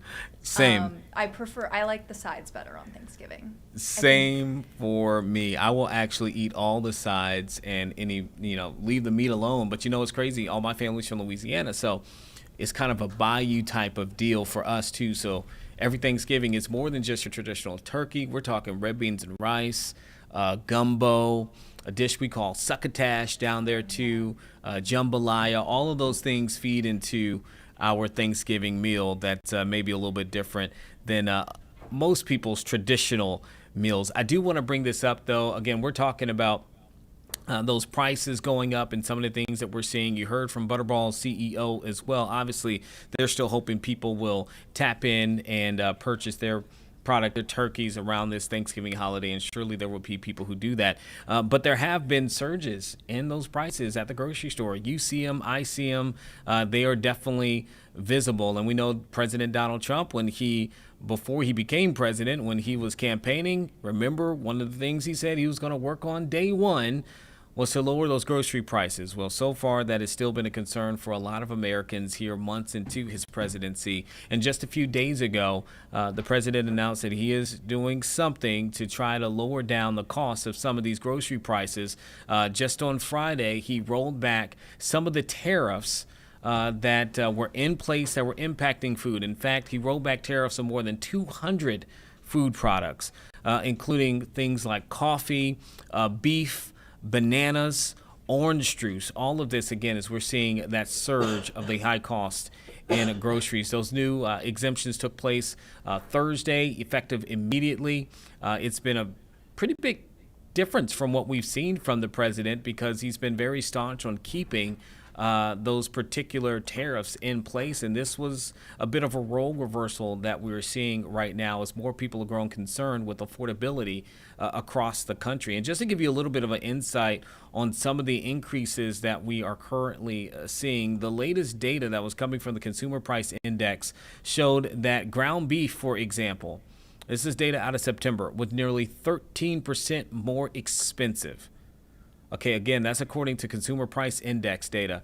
Nearly 13% more expensive for ground beef. Steaks had cost almost 17% more than it did just a year ago. And so pretty big increases, and we saw increases in things like fruit, like bananas were higher, tomatoes slightly higher.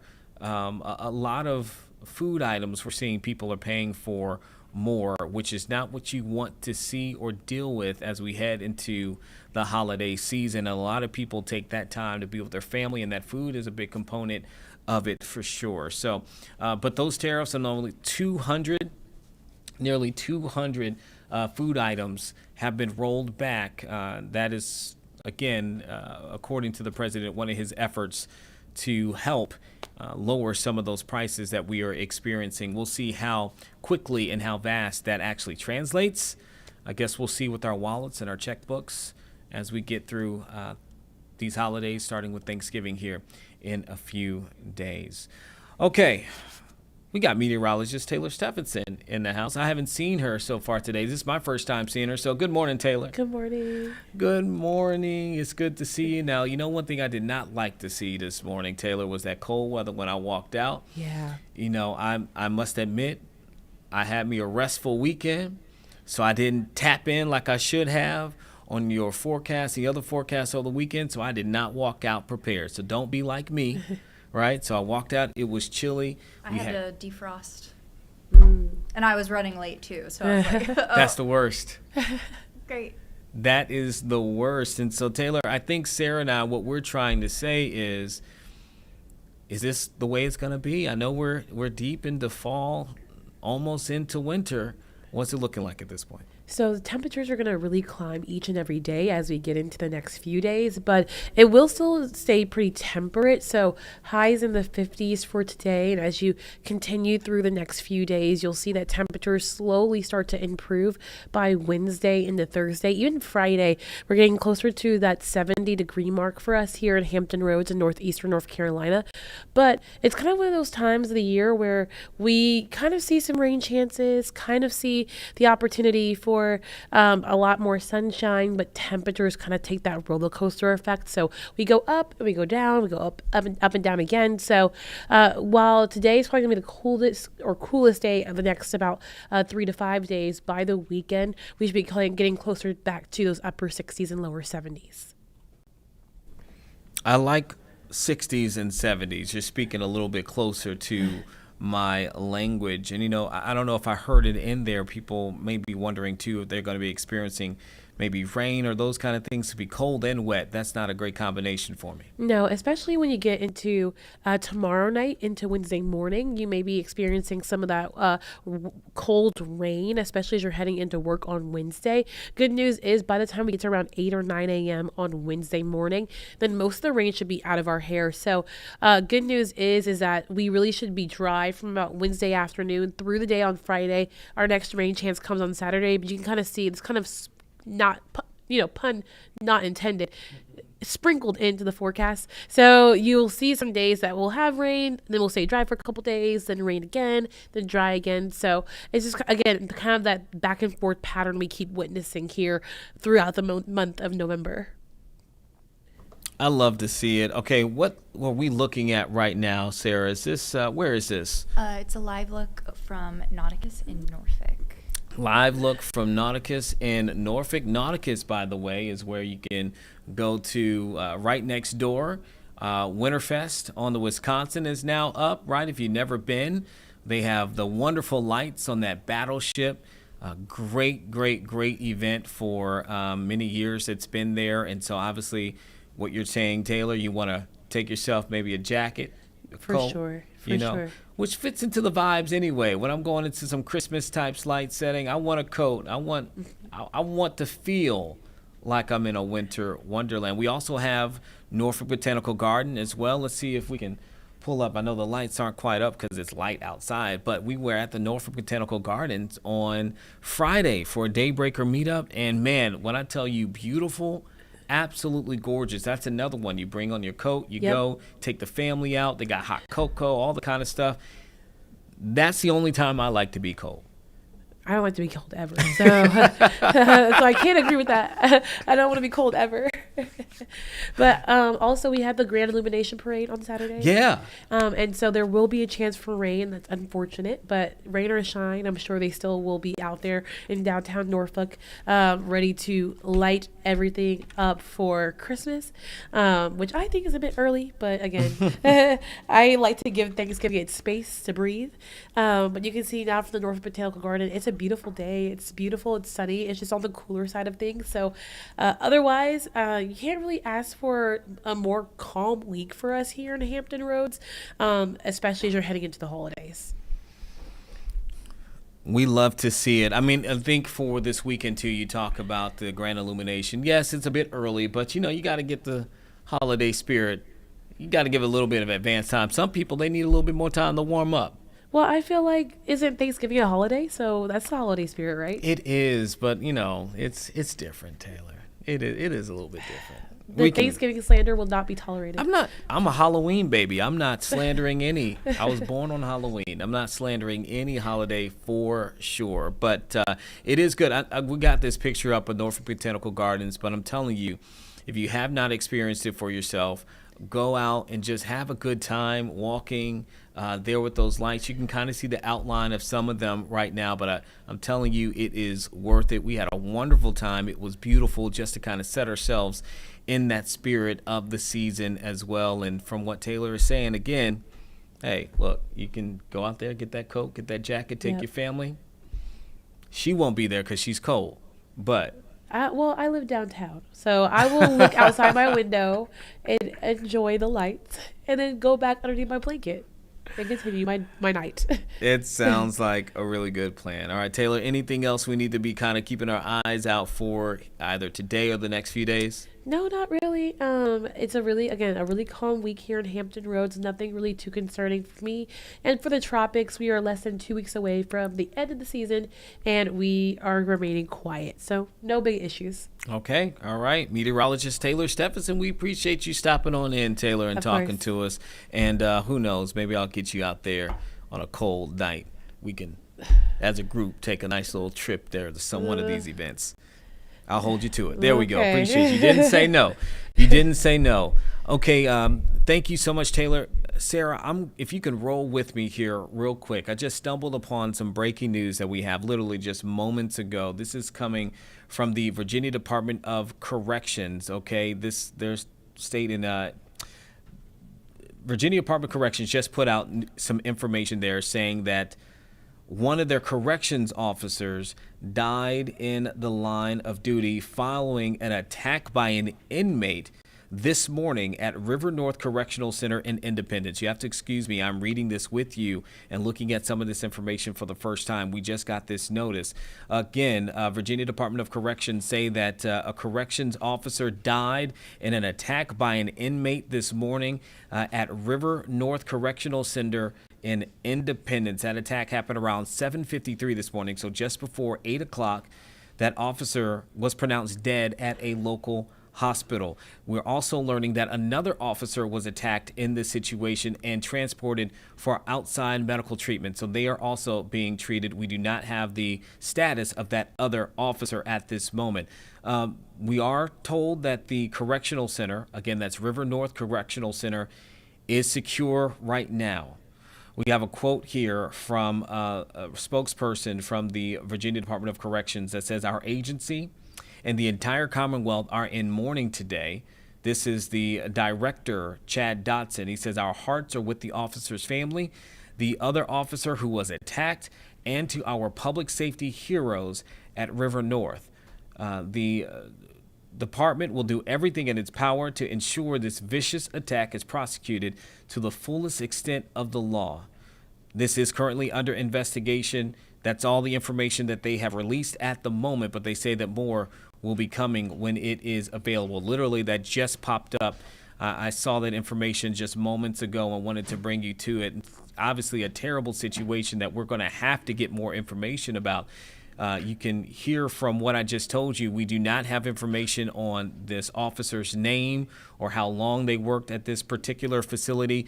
Thank you, Sarah, for pulling up where River North Correctional Center is. Again, in Independence. So judging by this map, this is on the further western portion of the state there at the south, really right there. What would that be? The North Carolina line. Truly, you can see there as she zooms in on the map. Again, an attack by an inmate this morning, just before 8 o'clock, claimed the life of a corrections officer at this facility that Sarah has pulled up on your map at the moment. And another officer also attacked in that situation as well. We don't have either of their names. We don't have the name of the inmate who is alleged and suspected in this particular attack. We also don't have any details on how the attack took place. Was there a weapon involved, or how the circumstances unfolded? How were the two in the same space? When this took place, in terms of what part of the day, maybe from a routine standpoint, that this would have taken place. We don't know any of that information or even specifics on how this officer died. But again, as soon as we get that information, we will try to get that to you, because certainly this will be a conversation about safety, probably for officers and inmates and those who work within our corrections facilities. Again, you heard from the director of the Virginia Department of Corrections there too. I read that statement saying that they're going to do everything in their power to ensure what he called a vicious attack is prosecuted to the fullest extent of the law. Obviously, the person who they say is behind this attack, already behind bars at the moment. Again, without a name, we can't tell you what for. We can't tell you if this is a violent offender. We can't tell you how long they have been in that jail facility, or how long they had on their sentence, or that they were serving, whatever their circumstances are at this point. But as that information becomes available, of course, we have reporters that are going to be looking into this, not just here, but in that region as well, there in the western portion of Virginia. We'll get that to you. So maybe we'll have an update, Sarah, for the 1 to 3 stream, or on our platforms on 13newsnow.com, or right here on 13 News Now Plus later on in the afternoon. So continue to follow up with us there. I'm going to do a quick thing here, Sarah. Maybe this is a way, so we can figure out some more information.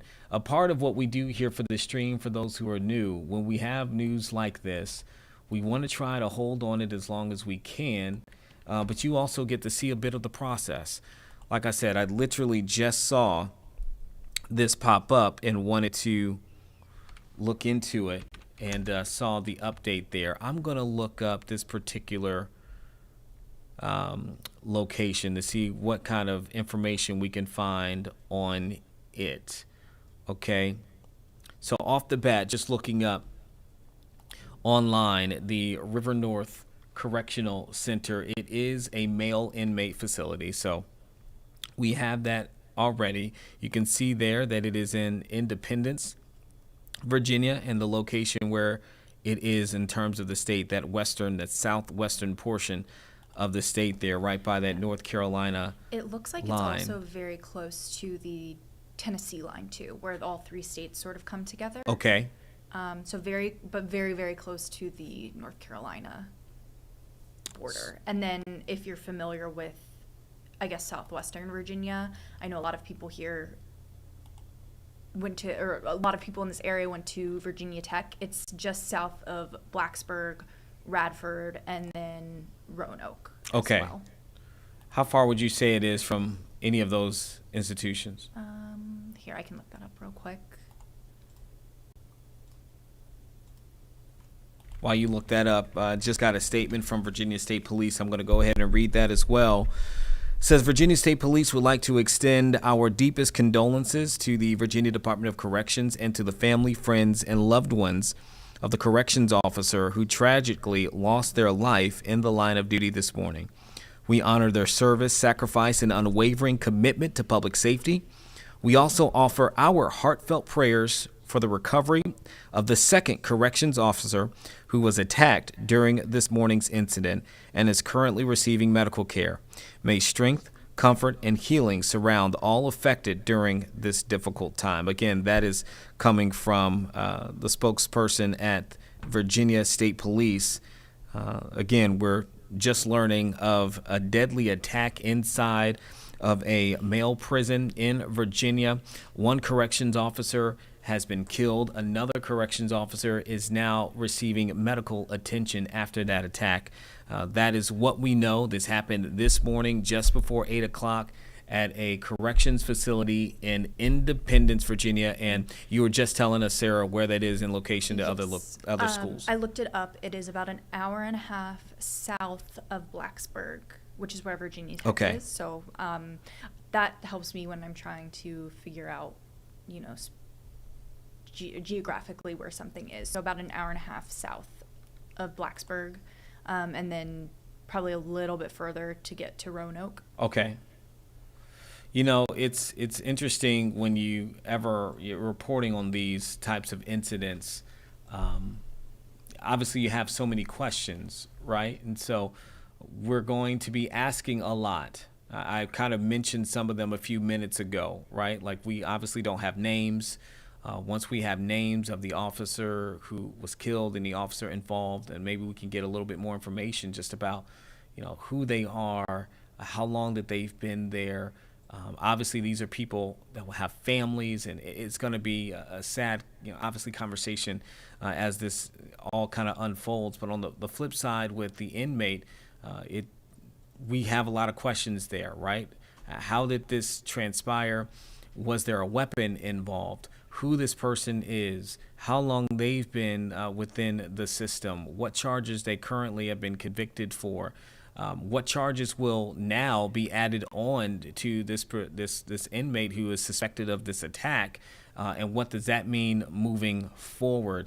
Obviously, those are all questions that'll come in, but you have to also think about, man, how tough this has to be for the other corrections officers and staff who are there at the prison. They said that the facility is now secure, and you have to think that those who are already on call, who are on the grounds there, they have to simultaneously secure this facility while also wrapping their minds around what just happened to one of their colleagues too. And I can't imagine fully what that might mean, what this experience is for them today. So certainly, as you heard from State Police, your thoughts, your prayers, all of that for the families of the two correction officers who are impacted, the corrections officer who is currently injured and survived this ordeal, but also to those who still have to work there inside of the prison. And then, maybe even some of the inmates who are there too, who had to witness and see it, and all of those things, everybody involved.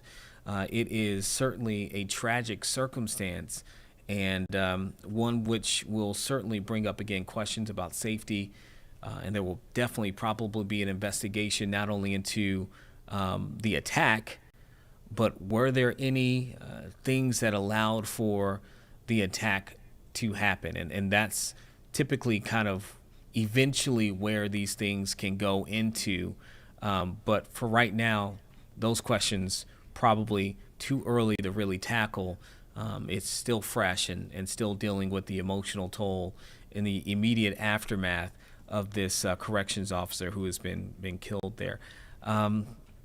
Just a tragic situation. I am, Sarah, looking at a few different things, see if there's any more information maybe that we can glean, that we can find. If you find anything, just go ahead and share it. I'm not seeing too much. I was looking for more information about that particular facility, if there's anything there, because another thing you want to always look into, just in general, I'm thinking about, man, have there ever been any previous attacks in the history of a facility, or now how many likewise attacks have there been? How many deadly attacks? When's the last one that may have taken place in any facility in the state of Virginia?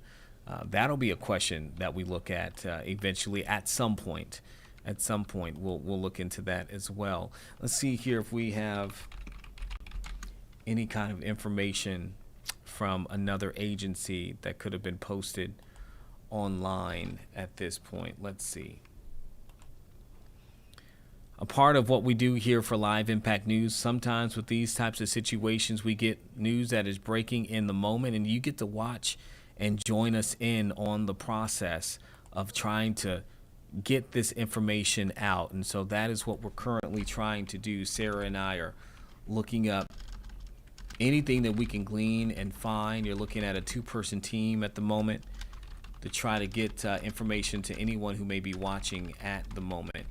Again, we're following the deadly attack at a prison in Virginia, in which one corrections officer is dead and another correction officer is hurt.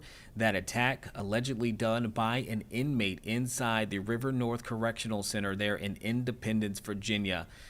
This information coming out just moments ago from the Virginia Department of Corrections, and that attack happening this morning just before 8 o'clock, in which, again, that other corrections officer is, to our knowledge right now, receiving medical attention because of this attack by an allegedly by an inmate there. Give me one quick second here. I'm bringing up. Yeah, I'm trying to find some more information on, how many inmates are there, when it opened, what security class it is. Yeah. I'm looking at Wikipedia, but I don't want to cite Wikipedia. Yeah, and I'm glad you're on that thread, because I'm also trying to figure out similar information about the particular location, but not seeing any at the moment. Not seeing any right now.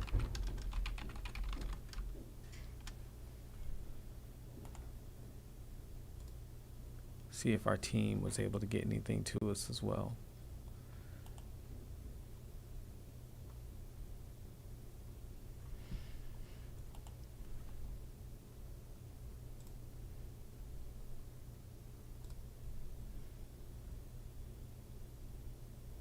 Just looking at it on social media right now, several different law enforcement agencies, like I read from Virginia State Police expressing their condolences, but law enforcement agencies from across the state right now are sharing, their thoughts, their prayers for Virginia Department of Corrections, and even agencies from other states. We're looking here. I just saw that this was shared and responded to by the Nebraska Department of Correctional Services. Everyone trying to show their support. Again, we do not know the name or information about the corrections officer who died in this attack. That has not been released. You can imagine that with it being just this morning, Typically what we'll see in these cases is that they wait until family members have been notified because they don't want them to find out first on social media or through the media at that rate, to make sure that they are taken account for in terms of family members. But right now I'm just not seeing any more info that we have put out or anything that I'm seeing at the moment, Sarah. So again, that's something obviously throughout the day I would expect to get more information. No, we'll probably be not only talking with local agencies, but also with some of maybe our media partners that could be within that region, and see if we can get more for you throughout the day here on 13 News Now on all of our platforms. So you want to make sure that you continue to follow us on that. But definitely a sad situation there, Sarah, one in which, again, we just happened to stumble upon there a few minutes ago when Taylor was giving us an update on the forecast. So, okay, let's see. We got, okay. Again, keep following us for more information there, again, out of Independence, Virginia, that correctional facility. As soon as we get that, we will get it to you. But for now, we're, 4 minutes away from the end of this stream. And we wanted to take a little bit of time. I know this is a strong pivot, but again, back into the conversation of food insecurity and people who have really just been hit hard by a number of things, between the government shutdown, between a loss of SNAP benefits, between just food insecurity in general, it being tough times. You heard us talk about food prices going up.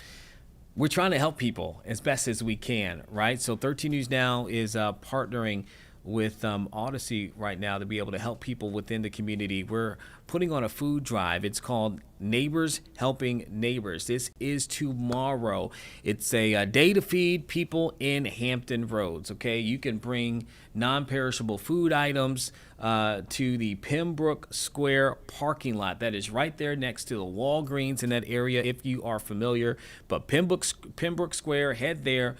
Look for the Walgreens, get the parking lot. You'll see our team from 8 o'clock in the morning until 6 p.m. We're going to have people who are on air, who are going to be there live throughout the day, as well as we collect food items to help people who, listen, people have been really hit hard. A lot of us are struggling, and some more than others. And it is up to all of us to be able to help each other out, particularly as we get closer to the holiday season. And so if you want to do that, this is an opportunity. Now, that QR code there can make it real easy for you. You can't make it to Pembroke Square. That's okay. Go ahead and take a shot right now on your phone of that QR code, and you can donate from where you are, and that money will go towards the cause, again, to help people who can just use just a little bit of support from you this holiday season. So hopefully you can do that. We're going to keep this slate up for another 15 seconds or so to give you time to pull out your phone or to take a screen grab, whatever it may be, so you can get that QR code and the information. But again, this is tomorrow from 8 a.m. until 6 p.m. You can be a part of Neighbors Helping Neighbors to help feed people in Hampton Roads. And so we certainly hope that you do that. But for now, that is it for us here on Live Impact News. Again, my name is Eugene Daniel. I got our producer, Sarah Calloway, here. On behalf of both of us, we appreciate you for tuning in. There will be another stream from 1 o'clock until 3 right here on 13 News Now Plus. Now, if you are watching us from YouTube, download the app, 13 News Now Plus. You can catch not only this show live, but so much other content all the time, anytime, and more news and weather, etc. there as well. But for now, we turn over to 13 News Now at noon with Ashley Smith.